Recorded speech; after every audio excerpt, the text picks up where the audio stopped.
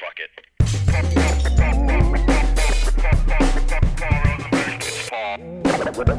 Listen. There's only so much I can explain.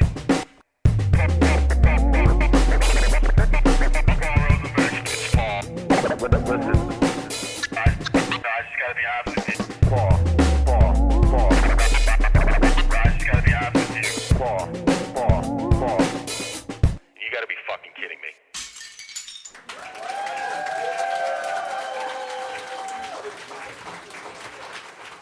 You guys decide, or Proof decides, Yeah. that you guys are going to come together Yep. and form a supergroup Yep. called the Dirty Dozen. The Dirty Dozen. And you base the idea kind of like the Wu Gambinos. You guys are going to all have different aliases for your regular names.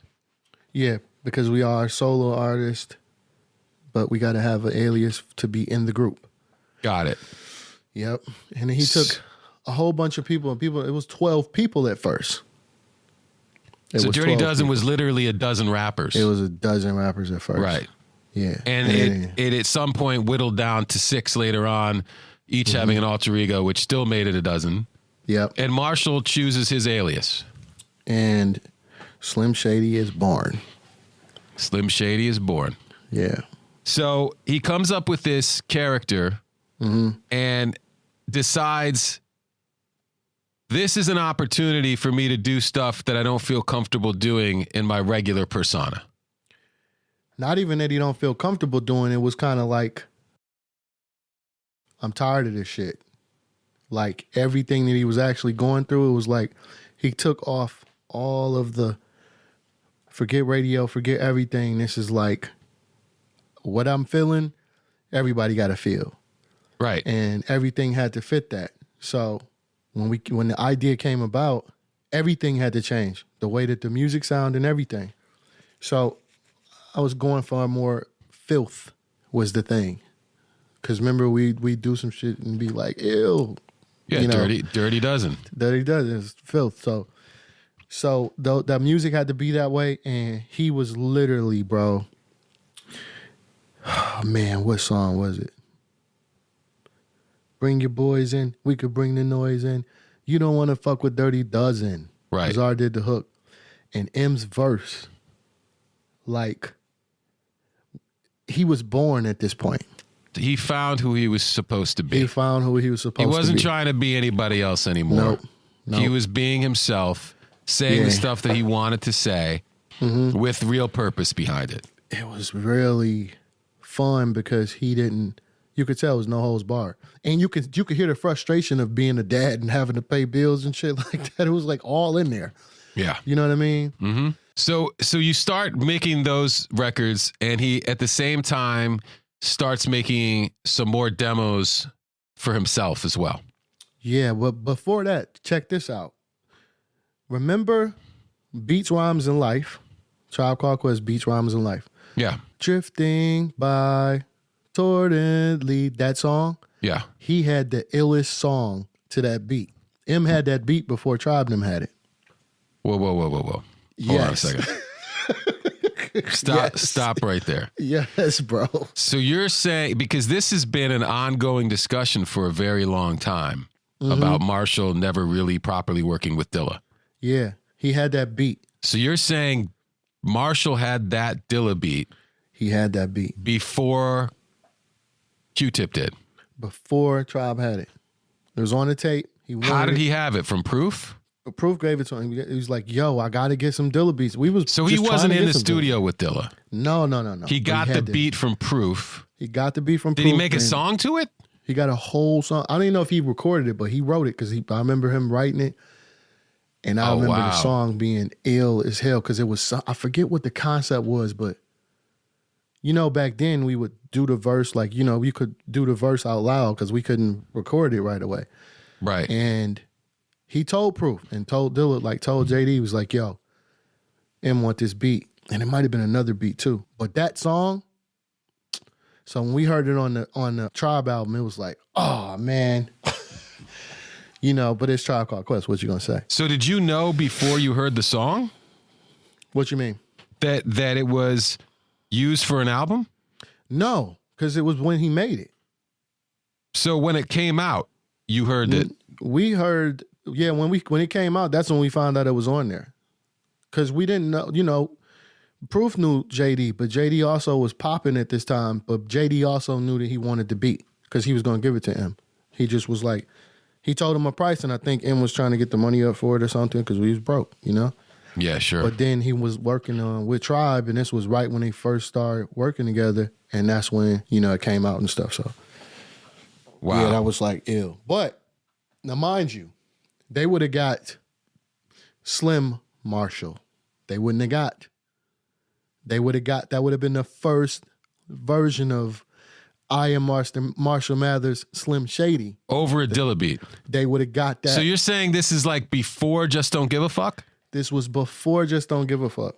But he was already this person. Because mind you, we had practiced for a whole year of just working on D12 stuff. It wasn't, and this was the first solo song, one of the first solo songs he was working on for his next project, which would have been the Slim Shady EP, EP, because we was working on Dirty Dozen shit, so.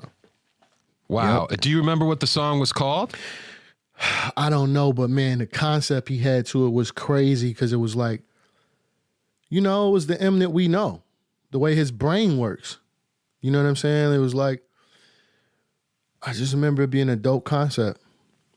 And I want to say he said the verse, he spit the verse one time because he was playing the beat, because I remember him playing that beat over and over again, and I was so happy that it was Is like that the JD song, beat. was it called Get a Hold? Yep, Get a Hold. So, unfortunately, that record never happens. Nope. Whatever it was meant to be. It was a great Tribe Called Quest song. Yeah. But you guys keep working. He starts working on records in his new persona. Mm-hmm. And we working on D12 stuff, yep. You're working on D12 stuff. Some point you realize that he's going to put an EP together. Well, no, this is what happened. After the D12 stuff, remember, we kind of dismantled, disbanded at that version of it. And Yeah. I think at that time, him and Proof was like, they was mad at each other, but they best friends, so they and M is frustrated now. Still. And he was already frustrated. You say he's more but frustrated. now it's like rock bottom. It's like we had to move from Fairport because it's like, he a dad, he got to move. I go back home. And he's a dad, and he was like, I remember he came to my house, back to my mom's house. This is crazy because my house on road, this is why it's a magical thing to me, because he came back. He said, yo, I need some beats. I'm working on this. This is my last shot. Fuck it. And I'm like, man, if I don't get money for beats right now, my parents gonna kick me out again. So I don't give a damn if it's $20. He was like, I ain't got no money, but I got a radio. I said, cool, because I ain't got no radio to make beats on. So he gave me the radio that he had, right? Yeah. And we both was like at our wits' end, because I got to go get a job now, because they didn't even want me doing it. They gave me a shot at like I moved. It didn't work. We put the album out, it didn't work. So he's at his wits' end. I'm at my wits' end. And he was like, I don't got no money, but I got a radio. Cool. I make beats on this radio that he gave me. And the first beat that I made was Low Down and Dirty. So you're making beats on a radio, meaning you're using like an amplifier that he had? That's how I would have to plug into the radio through the RCA cable. Right. So it's an amplifier so that you pretty can much, yeah. hook something up to the speakers to play the music through. Yeah. And okay. So, and that was what he gave you. I'm making, we Redman fans, we all of these things, but I had the Redman sample for the chorus. And the Redman sample is in there. And so that was the first thing, and I was like, this is it. We're gonna work on.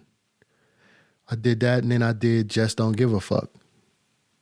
And that was, once that song happened, it was like Slim Shady EP. That was the moment the lightning really struck. That's when it really set in. So that's where I come in the picture, right? Because I'm in New York. Yeah. And we did everything working we could do. 9 to 5 as a lawyer. Yep. Had passed the bar because I'm a genius. and I get a phone call from DJ Head, and he says, listen, you got to check out the new stuff Eminem's doing. Yeah. And obviously I knew who he was. I had bought Infinite, was a fan, but, you know, he wasn't Eminem yet, right? Yeah, it wasn't Eminem yet. So I said, great. How do I get in touch with him? Man, I'm going to have him call you. Either he had him call me or I called him. And I don't even know if I had a cell phone yet, right? This is 97. Yeah. Yeah. So somehow we get on the phone with each other.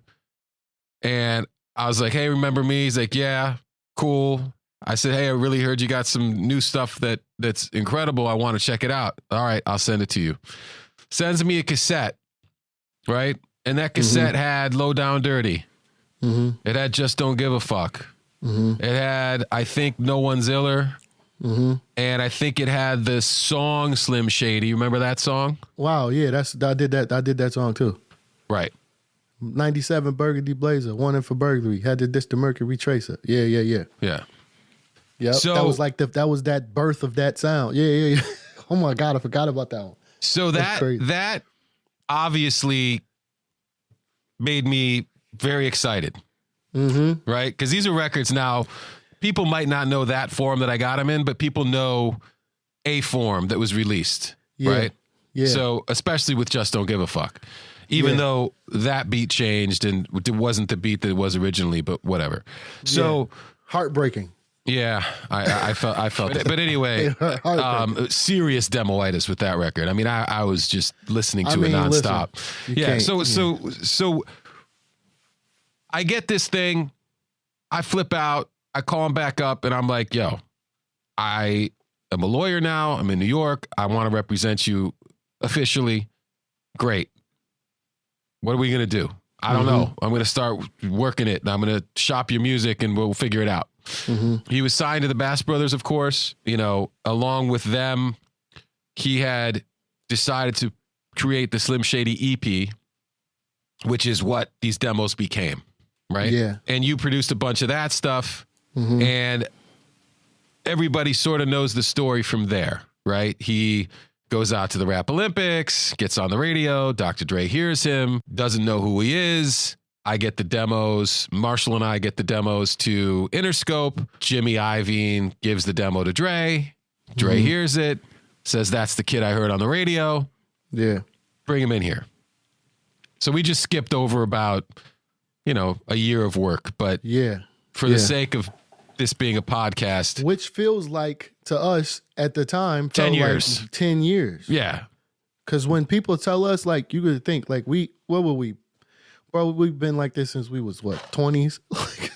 It's like maybe a little later than it's been like that for a minute. And for us, it felt like a long time because it was a lot of, the struggle moves slow. Yeah.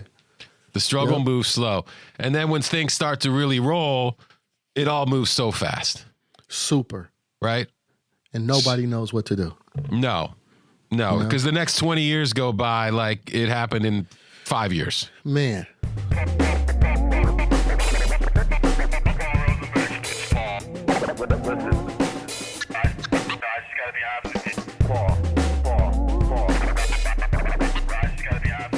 So you guys kept working with each other, and Marshall forms Shady Records, signs D12 to Shady Records, and it becomes the sort of honed down version of the group with 6 members. Yeah. Tell us about that. 6 members. Bugs was in the group at the time, and then Bugs get killed at Belle Isle. Bugs die at Belle Isle trying to break up a fight. Guy shoots him, and that was like right at the pinnacle of everything happening, obviously. And then M comes to Detroit to do a show because he's everywhere now. Right. He was probably spending a bunch of time in L.A. recording Yeah, his he was album. spending all the time in L.A. Right. And I remember having a conversation with him like before we even did the D12 thing, because I got a offer at Rough House. Remember Rough House? Sure. Yeah, Rough House is where Cypress Hill and the Fugees and a lot of that great early stuff came out. So for People Get Fucked Up, I had that song and another song that was just a Brigade song, me and Kanava. And I remember going to New York. I knew it was happening, and it was happening fast because I remember talking to him. This was the last time I had a house phone at that. You know, he used to charge us up the wazoo for a house phone.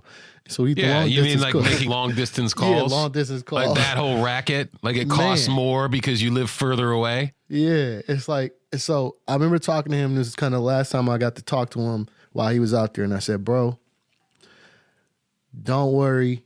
Because everybody, it was like, I remember him feeling like people was just latching on to him that probably shouldn't have been, you know, and there was a lot happening. And I remember telling him, like, man, I'm going to see you out there because this is what we're supposed to be doing. And I didn't feel the need to crowd my friend with a bunch of, you know what I'm saying? Like the whole, I got to be, you know, we crew, we this is like we was going to be crew either way. It's like family at that point. And I so just remember did he tell you not to sign somewhere else? Wait until I get my situation? He didn't have to tell me. It was my choice. Okay. It was my choice. Because I knew that I could do it because I had already learned enough. And if he got to where he was going that way, listen, I was producing the shit. So why would I worry about it? I just had to keep working. And that was always my mentality. And I think that's what made him and me continue to be able to be friends. It's never about business. That's not how we handle each other, you know? And it's just a choice to make to be a part of where you started. And I kind of had that offer on the table. I think Bizarre even had some offer and Proof too. So we all kind of had to make, you know, it was a good thing to just come together and do it because it was stronger that way, you know? Sure.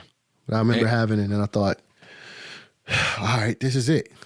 You know what I mean? I knew what to do. I knew how to take it, how to handle it, and how I'm supposed to approach it because I learned from him.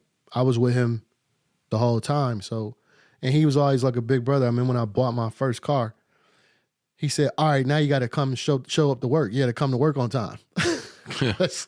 He was like, now you got to pay for it. Yeah, you have no excuse now. I have no excuse now. Because you have wheels. So he was always like that with me. So I needed that. So when Bugs passed away, I'm sure there was a moment of pause. Yeah. And then you guys decide to bring somebody else in the group. Yeah, Swift. Okay. And that was I think Bugs wanted us to bring Swift before he passed. Okay. And that's how that happened. And you were in a group with Kanava. Yeah. Yep. Me and we was called the Brigade. The Brigade. And yep. Right. So there was always like, that's what a lot of people don't understand. There was always like synergy and side projects and other things happening. Proof had 3 or 4 different groups he was a part of, right? You had the Brigade, plus your work with D12, plus your production work, plus your solo work. Yeah. Swift was in a group called the Rabies. Bizarre was in D12 and had his thing going. Had his thing as like a quasi member of the Outsiders at one point. Yeah, quasi. Yep. Sure and that whole thing was great because everybody was so creative. But you know, Marshall and I formed this label, and we had a real home for you guys. So you guys make the debut album for D12, Devil's Night, and you produced a bunch of stuff on there. And as you're moving on, at some point you meet Dr. Dre. And I know this was pivotal for you because you learned so much from him. Yeah. Tell me about that. I met him actually earlier. But before Marshall Mathers LP, I met him like Slim Shady LP right after, I think. A party in New York. So you met him in New York? I met him in New York. With Marshall, probably. With Marshall. Yeah. So I met him back then. And remember, I was giving him beats before. So right when we was working on the Devil's Night album, there was an intro. You don't even know this. Not an intro, but the radio skit before Bugs. For Devil's Night? Yep, on Devil's Night. Okay. The skit, that beat that's there, there's a chop that's on there, okay? Okay. There's this beat. And that was one thing that I do really well, was really chop up shit a certain kind of way. Right. So Dre heard that beat, and there's a song with Snoop and Dre on that beat. It's on the Devil's Night album. There's a whole song of Snoop and Dre over this beat. Because I was giving Dre music and Dre was already rocking with me. Where's this song? Dre got it. I was working with Dre already at this point. So Dre has a song over a beat that we ended up using as background music for a D12 radio skit? Yep. It's a skit that I made for right before the Bugs thing. Do we know what it's called? Nah, but him and Snoop rapping on it. It's hard. Oh too. my God. It's hard. We got to get our hands on that. Yeah. I had like a gang of shit that they did, like, because at this time, Detox was a thing. This is around the time they're making music for the 2001 album. Yeah. So it was like right on. And he heard that music and was like, yo, we got to work. So I kind of was learning at that point from him. I met him, so I knew him. I had a relationship with him just the production. Right. So and he came to Detroit to work on D12 World. Yes, we worked at Vanguard Studios, which is a monumental which spot. is how we met Mike Strange. Yep. Yeah. So I remember that. And he was there for a couple weeks working in that studio with you guys, which was, awesome. It made, the songs that ended up being on the D12 album that he produced. Yeah. That's a crazy, crazy time. Yeah. So the D12 album comes out, obviously does incredibly well. You produced a bunch of records on there. Dre produced a bunch of records on there. Marshall's pretty much me, Marshall, and Dre. Yeah. On the production. That's right. Mm-hmm. And Marshall's just on fire, right, as a solo artist. The D12 album does incredibly well. Yeah. And at some point, we signed 50. Yes. Which we were telling, the craziest part is, so right around the time when M is popping, I remember Power of the Dollar. Yeah. We was playing that, we was bumping that. And M really couldn't zone into it because he was popping himself. Yeah. And it was like, yo, this dude. And then you guys, I think you reintroduced him to what 50 was doing because the mixtape shit started going crazy. So after Power of the Dollar and he got shot. Yeah. He came back later with Guess Who's Back. Yeah. So Guess Who's Back was the new 50 Cent. The new 50. Right? Yeah. He had his drawl from being shot. Yep. He really didn't give a fuck at that point. No. So much like what we know of as M, where it's like this balls to the wind. Found his voice. Yeah. Found his voice. And Marshall finally, for whatever reason, decides to focus on it. Mm-hmm. And he's, oh my God, this is incredible. Yeah. We got to sign this guy. Yeah. And I'm like, yeah, but we're going to need help. Yeah, right. We got to bring we're going to need some help with this one. We got to bring this. We got to bring Dre in the fold. Mm-hmm. So we bring it to Dre, sign it. And, everybody knows that story too. Mm-hmm. Tell us about the records that you did with him. Just briefly, just rattle them off. So basically, PIMP, Stunt 101. I think I did some shit for G Unit. I did Young Buck. Yeah. So we did a lot of records. So PIMP was a major hit. That took it over. That record comes out and it goes like diamond. Now we die. You know what I mean? It was just it was unbelievable.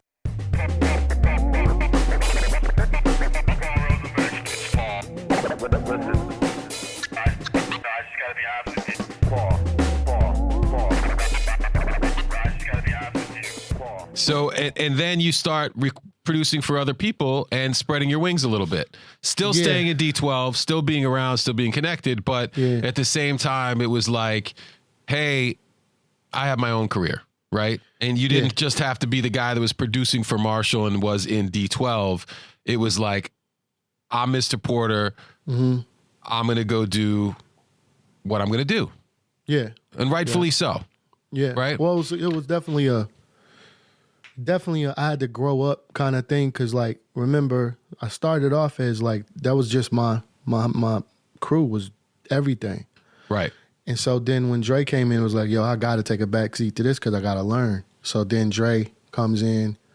And for me personally, it was kind of like a bittersweet thing because I was like, man, I'm not landing the records the way that I want to. So I'm trying to get better and better. And it was a proving ground to me. So things like all of the stuff that I was doing still with the intent of my music family, you guys, everybody, like just trying to impress my crew. You get what I mean? So it was like, because you know how we would be out and we would hear records and be like, yo, we still hip hop fans. Like we in it, but we still are fans. That's the thing about it. Like we just have this level of love for the music. So I was always trying to do that. So it was a crazy time just producing them records. Them. And you guys reconnect, make the D12 World album, right? Which is the second D12 album. Yeah, because I moved by that time. I was actually living in California, so I had to come back home to do that record. Right. Yeah. Right.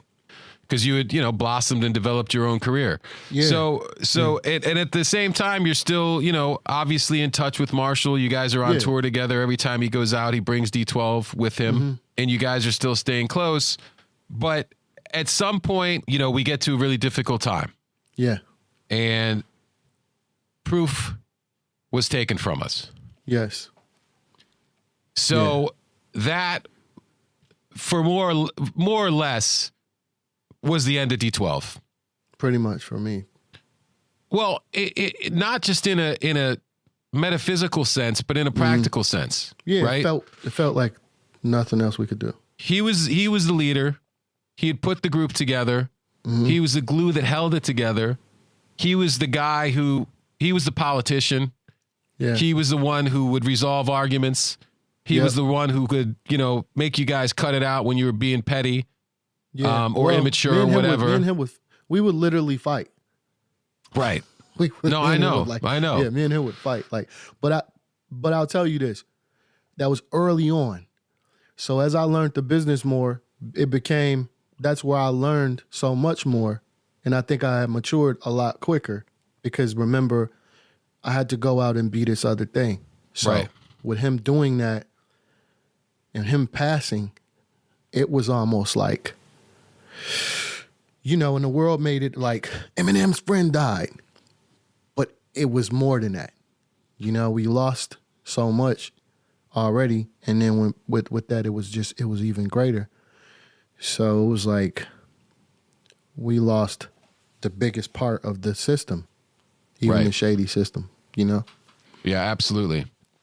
And, so with his passing, it was, the leader of the group is gone. And there was attempts to, I don't want to make this about, that much, but there was attempts to sort of put the pieces back together. Yeah. There was a brief attempt at bringing somebody else into the group. None of it really worked.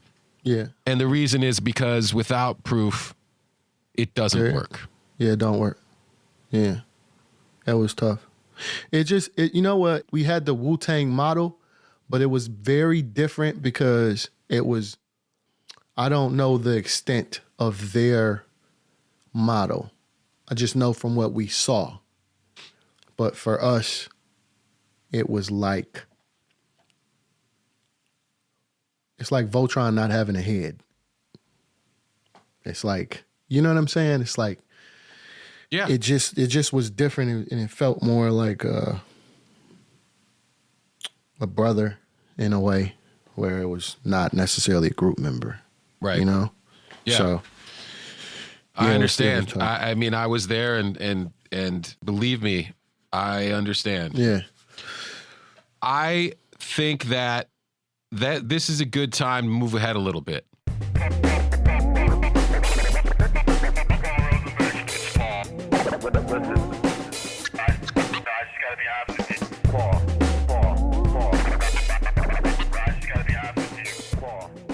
You continue working with Marshall, and after he gets sober, right? he goes and creates the Relapse album, Yes. right? Yeah. And you had some work on that project. Yeah. What do you remember about piecing that record together? When Relapse was being done, it was like my mind at this point was, we all had the conversation in Vegas and y'all told me some stuff that I didn't know. Like I kind of knew, but I didn't know. I didn't even know about the overdose and all that stuff really. Yeah, because initially we'd kept it quiet. Yeah, completely. And Right. it was like, when, I'm one of the people, like if people don't know this, is like I've been there since day one and I'm one of the people that keeps, I'm going to keep shit under the wraps. You're never going to get anything out of me really. You can always get a piece of something and you speculate it, but it's like you having information. So but I'm one of those people where it's like, I know the protocol was built by all of the shit we went through. So, Right. But you ended up doing more production on Recovery. Yes. Right? Because Relapse was like, there's a lot of Dre. inspiration of Dre. It's just Dre. And there's a lot of It's things. Dre that's and happening Marshall. with him. Yep. So during that time, remember, it was, remember when 50 came in that week? And it was a lot of songs him and 50 had. I think they had like 2 or 3 records that they did during that time. In Back Vegas? and forth joints. Yeah. Yeah, well, one of them ended up being, we just put it out, the Is This Love record. Yeah. That was like during that time. It was a lot more records too, like that they had. Is This Love was on Curtain Call too, so very apropos for this discussion.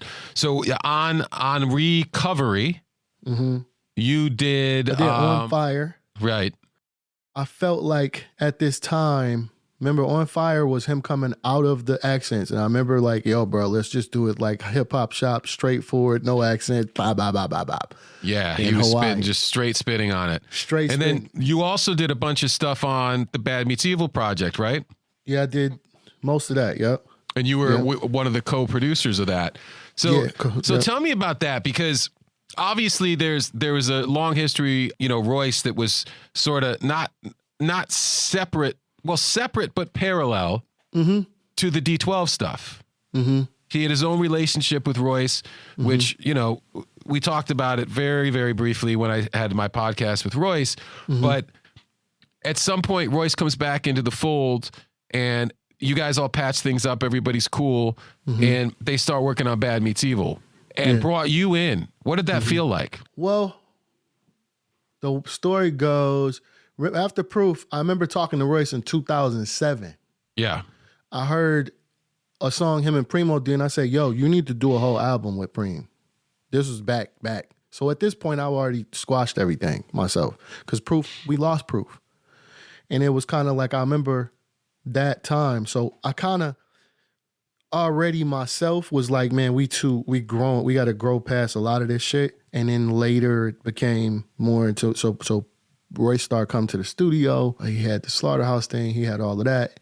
And I remember working with him like, yo, you just got to hone in on this shit. Like, and we did Success is Certain.